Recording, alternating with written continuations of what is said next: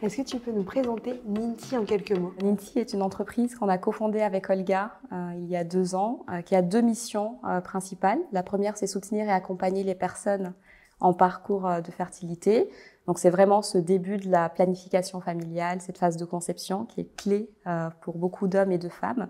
Et notre deuxième mission, c'est sensibiliser les entreprises et les accompagner pour qu'elles deviennent des acteurs de la prévention sur les sujets de fertilité. Comment toi tu t'es intéressée à ces sujets-là? C'était quoi ton déclic? Je me souviens de cette visio que j'avais fait avec cette femme qui venait de vivre un arrêt de grossesse assez tardif, plus communément connu sous le nom de fausse couche aussi, et qui nous disait qu'elle allait démissionner. Et elle était dans une détresse émotionnelle assez forte et il n'y avait personne pour l'aider. Elle était vraiment seule. Et je me suis sentie vraiment impuissante aussi à ce moment-là. Et de se dire qu'on pouvait amener des personnes sur la Lune, qu'on pouvait avoir accès à des technologies incroyables, voyager, faire le tour du monde. Et quand il s'agissait de ce sujet de santé des femmes, d'intime, il n'y avait plus personne en fait. Alors elle venait de vivre un arrêt de grossesse assez tardif. Donc c'était pendant son 2e trimestre. Elle avait fait des arrêts maladie. Elle était retournée au travail. Ça ne se passait pas très bien parce qu'émotionnellement, elle n'avait pas. Ça demande du temps pour voilà, reprendre confiance en soi, se retrouver. Et on ne lui a pas accordé ce temps. Et elle n'a pas été soutenue, elle n'a pas été vue et elle n'a pas été entendue par son entreprise et par ses managers. C'est des sujets qui sont déjà très compliqués à aborder même en famille. Alors imaginons en entreprise. Et nous, ce qu'on réalise, c'est que très souvent, les personnes n'en parlent pas. Au-delà du deuil périnatal, ne serait-ce que le fait d'être en parcours PMA, de faire appel à la médecine pour fonder une famille. On a dans la loi des temps d'absence qui sont accordés aux personnes. Très peu de personnes en parlent à leur manager. Et c'est encore, ça montre encore à quel point ce tabou est vraiment présent et que c'est la responsabilité de l'entreprise, à travers des actions qu'elle peut mettre en place, de vraiment faire en sorte que les gens se sentent assez en sécurité, assez en confiance pour se dire, voilà, je peux en parler et ce n'est plus tabou. Et ça demande du temps. C'est des sujets de culture, de temps long. Et aujourd'hui, on travaille avec quelques entreprises qui font un travail vraiment admirable, mais on se rend compte que même pour elles, c'est pas évident. Comment toi tu peux identifier un petit peu ces signaux faibles de tabou? Alors pendant très longtemps, on nous disait qu'il fallait que les personnes en parlent pour que l'entreprise puisse agir. Et nous, ce qu'on réalise, c'est que les personnes, in fine, n'en parlent pas. Même quand elles sont dans des entreprises qui ont une apparence bienveillante et qui souhaitent vraiment faire en sorte que leurs collaborateurs et leurs collaboratrices se sentent bien. Et ce qu'on a réalisé, c'est qu'il fallait vraiment inverser les rôles et se dire l'entreprise peut mettre en place des premières actions toutes simples pour libérer la parole sur le sujet. Ça peut être communiquer sur le nombre de personnes, par exemple, qui ont parlé de leur parcours PMA, rappeler la loi, rappeler que les personnes ont droit à des temps d'absence, créer de la conversation sur le sujet et se dire on en parle donc ça existe et de toute façon on est concerné puisque l'infertilité par exemple en France touche 3,3 millions de personnes. Donc c'est un sujet qui est forcément présent dans les entreprises et le fait de libérer la parole et qu'elles deviennent actrices et qu'elles partagent aussi avec leurs collaborateurs et leurs collaboratrices tout ce qui existe pour les accompagner permet aux collaborateurs ou à la collaboratrice de se dire, voilà, ils en parlent, donc je peux aussi, en toute confiance et en toute liberté, pouvoir en parler à mon manager ou au RH directement. Quel est l'intérêt finalement à parler de ça en entreprise? Alors déjà, on constate, donc il y a énormément d'études qui ont été faites sur la détresse émotionnelle, par exemple, des personnes en parcours d'AMP, donc c'est l'assistance médicale à la procréation. Imaginez que souvent vous avez des journées très chargées, c'est un moment de vie où quand vous avez un diagnostic, vous entrez dans une bulle médicale sans vraiment avoir de contrôle sur le temps, avec des traitements qui vont avoir des effets secondaires qui peuvent être difficiles physiquement, émotionnellement. Et le fait de ne pas en parler rajoute une pression qui est déjà existante sur les personnes en parcours Et c'est un stress additionnel qu'on peut éviter si on en parle. Et l'entreprise a tout intérêt à ce que ces personnes restent motivées, restent engagées et se sentent soutenues. Et toutes les études démontrent que quand un collaborateur s'est senti soutenu sur une période de vie difficile, quelle que soit la période de vie, elle est plus engagée et elle reste plus loyale aussi dans l'entreprise parce qu'elle considère que l'entreprise l'a aidée pendant ce moment de vie qui était difficile, et qui était compliqué et qu'elle lui a permis de pouvoir avoir plus de temps d'absence éventuellement, d'avoir une flexibilité dans son travail, d'avoir la liberté des fois de peut-être moins travailler et de revenir plus engagé. Et tout ça, ça prend du temps. Et c'est des petits pas, mais c'est des petits pas importants sur le temps long.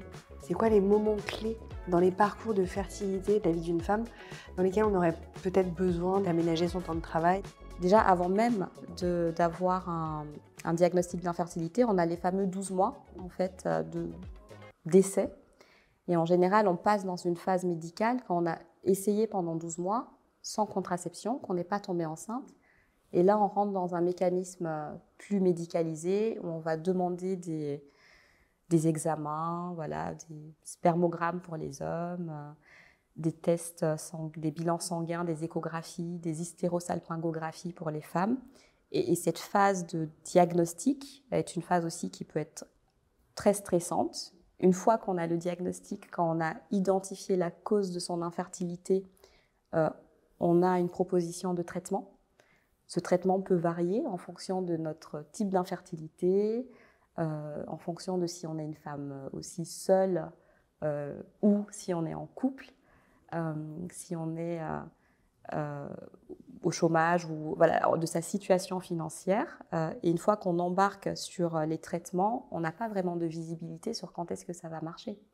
Et la moyenne de temps, en général, est de 3 ans pour pouvoir réussir à tomber enceinte, fonder sa famille. Et puis après, il y a toute la grossesse. Voilà. Et quand on est en parcours de fertilité, si on a fait appel à la médecine pour fonder une famille, ce temps de grossesse est encore plus stressant parce que c'est plus de risques éventuellement d'avoir des grossesses gémellaires. C'est plus de risques d'arrêt de grossesse, donc de fausse couche. Donc il y a une anxiété autour de cette grossesse qui a été très désirée. Et après cette grossesse, le bébé arrive et on a cette fameuse période du postpartum. Et on a aussi les études scientifiques qui démontrent que cette période du postpartum, pour les femmes qui ont fait appel à des parcours de fertilité, est plus difficile. Voilà.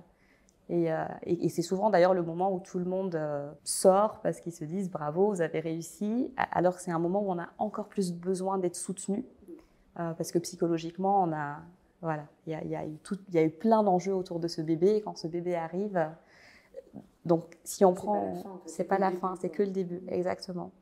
Et la phase de conception est quand même une phase qui est très critique pour les carrières des femmes.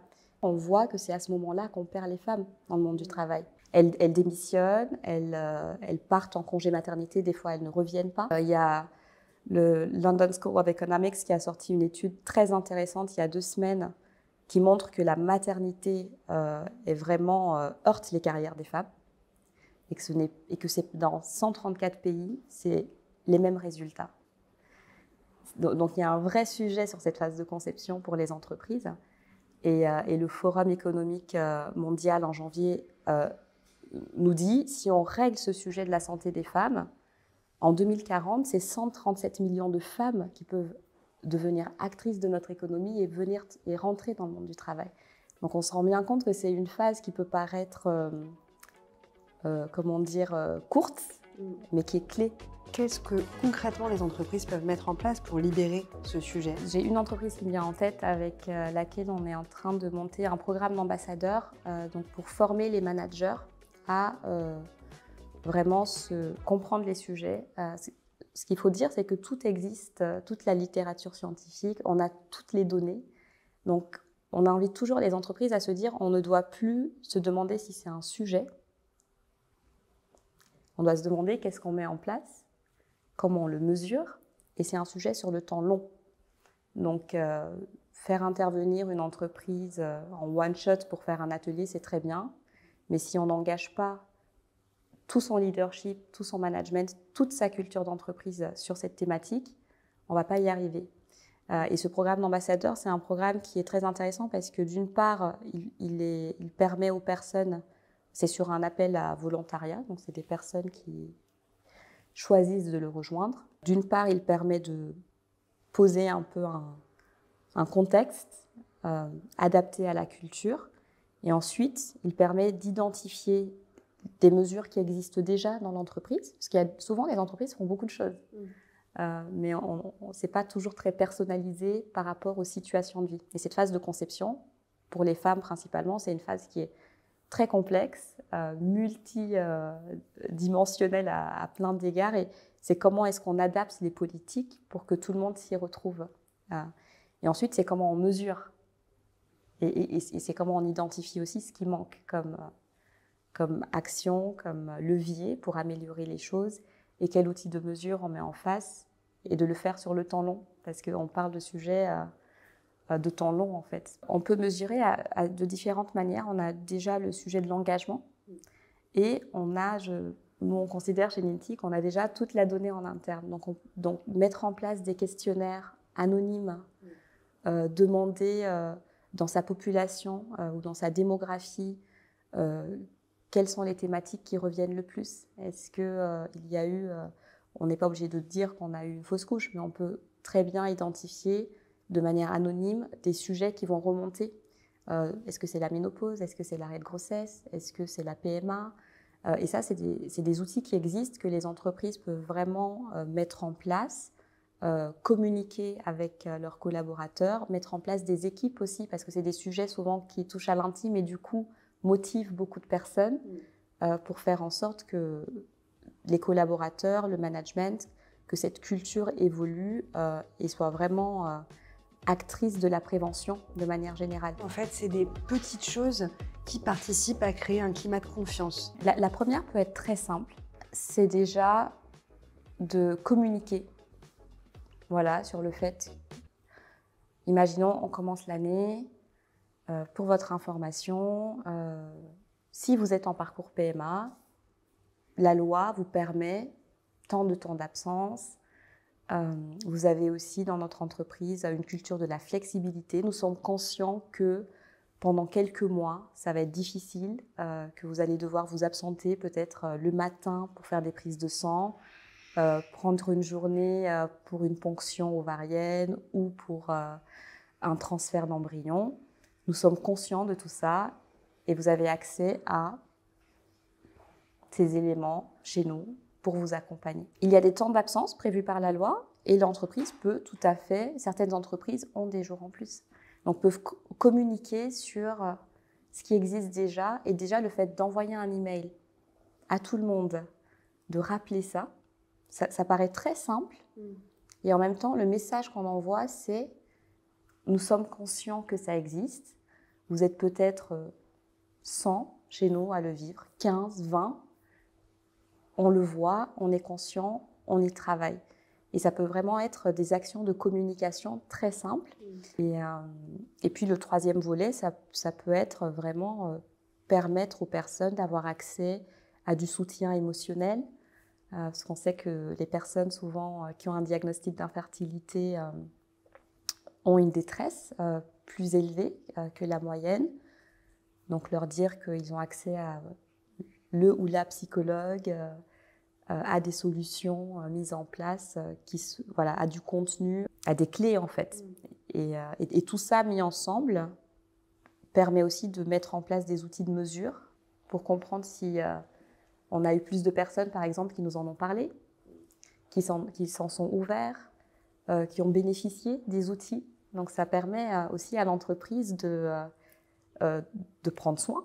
Et quand on prend soin de ses collaborateurs, on les garde plus longtemps. Et en même temps, tu me fais penser à une conversation qu'on a eue hier avec une ancienne DRH d'une grande entreprise anglo-néerlandaise et qui nous disait tout simplement quand elle était au centre AMP pour faire sa ponction, elle a rencontré une femme à qui on a annoncé la date pour le transfert d'embryon et qui disait tout simplement « je ne peux pas être là à ce moment-là ». Parce que j'ai une réunion à Nantes. Et, euh, et en fait, quand on vous demande d'être là pour votre transfert d'embryon, il n'y a pas d'autre créneau. Le manager n'a pas à avoir toutes les réponses, mais il ou elle peut vraiment mettre en place un cadre qui permet à tous les collaborateurs de se dire que je vive un postpartum, que ce soit une fausse couche, que ce soit un parcours d'infertilité, je sais que ce moment de vie est ponctuel, je sais qu'il va avoir des conséquences sur ma santé mentale et peut-être sur ma performance, mais ce cadre va m'aider à être le plus, engagé possible, parce que c'est un cadre qui a été pensé pour ce moment de vie, pour que je sois soutenue et engagée. Et pour en revenir sur le sujet du congé maternité, ce qui est difficile, c'est probablement qu'il n'y a pas de standard en fait. Je pense que c'est aux entreprises de s'adapter. Il est temps que les entreprises, qui sont des organisations, qui ont été très longtemps pensées de manière vraiment homogène, se remettent en question sur des sujets qui touchent quand même 50% de la population. Donc on ne parle pas d'une minorité, on parle d'un groupe de personnes qui est acteur économique à tous les niveaux, qui porte beaucoup de responsabilités. Et je pense que c'est à la culture de l'entreprise et que c'est aux entreprises de se dire comment est-ce qu'on s'adapte et comment est-ce qu'on arrête de demander aux femmes de s'adapter. Le congé maternité, c'est un congé qui... alors déjà, moi, je n'aime pas trop le mot congé parce que je trouve que c'est un moment de vie, d'une part, qui est un moment de vie unique, où les personnes qui le vivent ont une responsabilité d'un être qui est vraiment... les premiers jours sont très importants. Et très souvent, elles sont assez isolées. Quand on parle du congé maternité, c'est vous rentrez chez vous, vous gérez et vous revenez quand c'est géré. Et ce que j'entends chez beaucoup de femmes qui nous partagent ou qui vivent d'ailleurs souvent des périodes de dépression liées à ce congé maternité, c'est cette phase d'isolement, de se sentir ni une bonne mère, ni une bonne femme, ni une bonne collègue, de ne pas être à la hauteur, parce qu'on leur demande quand même quelque chose qui est assez surhumain des fois. Et je pense que l'entreprise, sur cette phase de vie, a un rôle qui est clé dans sa culture de retour au congé. C'est comment est-ce qu'on fait en sorte de comprendre à quel point les personnes qui reviennent sont vulnérables et en plus ont la responsabilité d'être encore plus vulnérables. Et qu'est-ce qu'on met en place de manière très concrète? Oui, il y a le légal, il y a la fameuse visite médicale. Vous rentrez, vous allez voir, vous faites votre visite médicale et vous revenez dans l'équipe et vous êtes opérationnel. Mais comment est-ce qu'on fait en sorte pour former les managers à comprendre que peut-être qu'on ne fait pas nos nuits, que peut-être qu'on a un enfant malade à la maison? Et ça demande encore une fois de sensibiliser, de créer de la prise de conscience, de communiquer pour que les personnes en face se sentent assez en confiance pour aussi partager ce qu'elles vivent. Et très souvent, les mères sont très performantes en fait. Elles sont même hyper productives et c'est comment retourner le rôle et se dire comment est-ce qu'on prend soin aussi de ces femmes, souvent qui ont déjà beaucoup de choses sur les épaules. Et prendre soin d'elles, c'est prendre soin de notre culture d'entreprise, c'est prendre soin de nos collaborateurs et c'est prendre soin de toute la cité. Ce passage de l'isolement à revenir dans un moment de carrière et être très performante, comment l'entreprise peut aider à ça? Alors, on a souvent cette fameuse visite médicale quand on revient. Moi, je pense qu'une action qui peut être intéressante pour les entreprises, c'est d'implémenter une visite du sens. Parce que souvent, les mères qui reviennent, et on le voit quand on fait nos cercles de parole, il y a énormément de choses qui sont bousculées par l'arrivée de ce bébé, en fait, de cette famille. Et en plus, si on a vécu avant des arrêts de grossesse, si ce désir d'enfant a été compliqué, ça réveille beaucoup de choses. Et quand on revient dans l'entreprise, on n'est plus forcément toujours la même personne. Et faire une visite médicale, c'est très bien. Mais faire une une visite qui permet à l'autre de revenir et de poser aussi toutes ces questions, toutes les réflexions qu'elle ou qu'il a aussi, le partenaire. Ça peut vraiment nourrir l'entreprise pour mieux accompagner ses collaborateurs et peut-être se dire, là tu reviens à ce poste, mais on réalise à travers tout ce que tu nous as partagé que c'est plus aligné et que tu as peut-être besoin d'aller vers autre chose et repenser cette mobilité en interne aussi pour continuer à nourrir et faire en sorte que les personnes restent alignées parce que c'est des moments de vie qui transforment. Ça peut être des actions qui peuvent être mises en place par les RH sur quel cadre on met en place pour permettre aux collaborateurs qui reviennent de poser ce sac de réflexion sur comment ils reviennent et qui ils ont envie de devenir. Est-ce que toi, dans ta communauté, tu as vu des témoignages ou des histoires un peu fortes que tu voudrais nous partager?